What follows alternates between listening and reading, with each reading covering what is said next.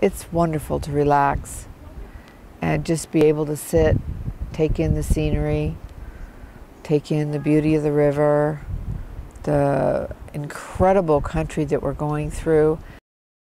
This is a great family trip.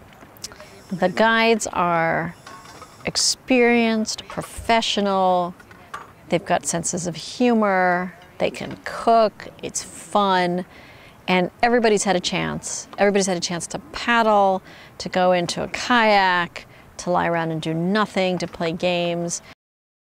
A huge percentage of our guests are either repeat clients or word of mouth.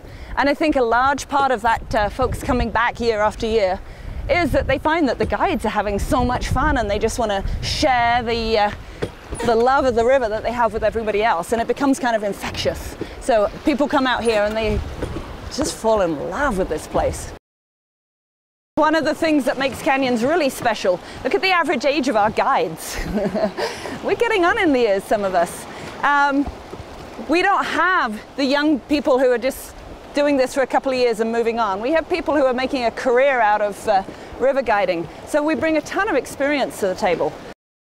You know, I think the guides are what really make this trip so fantastic. The river is the river. It's always spectacular. Lots of rafting companies take really good food out on the river. But I think with canyons, these guides were so generous of spirit and so experienced and so passionate about what they do. It made us feel like we were all one part of a big family for the week. There was a lot of choices when it came to the river. I mean, between sleeping wherever I wanted, whether it be in my own tent or out under the stars, which was great, to choosing what kind of rafting I wanted to do, whether it be with the group or on my own. There was just a huge feeling of independence, and that was great, to not be treated like a child. I would do this again till the end of the world. It's so much fun. I could do this forever and ever. When you share these experiences with your friends, it's like bonds you for the rest of your life. You share those experiences forever. The type of people who sign up for a trip like this are always awesome. They've always got that great adventurous spirit, and they just want to come and love the outdoors and want to see a wilderness area like this. And that makes it really pretty special. We get some really fun people out on these trips. There was a lot of choices when it came to the river.